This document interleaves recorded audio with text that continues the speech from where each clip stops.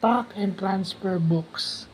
So yung stock and transfer books, yun daw yung isang libro o isang chronicle na kung saan nakalista doon alphabetically yung mga stockholders ng isang kumpanya na itinatago ng company secretary. Dito rin makikita yung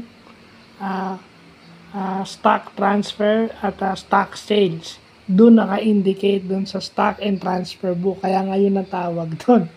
At isa ito sa mga requirements ng SEC registration. Kung meron kayong incorporation o corporation, isa ito sa requirements ng SEC. So, again,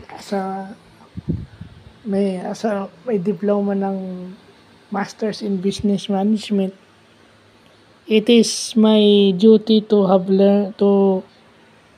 known this, no? Lalo na involved din ako sa PWD org na pwedeng mag-SEC register